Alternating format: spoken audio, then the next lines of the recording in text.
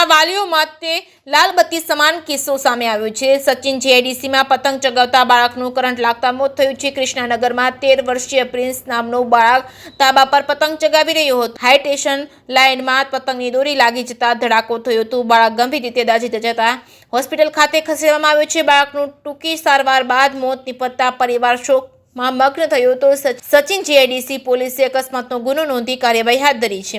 आपका नाम? दशरथ चौधरी।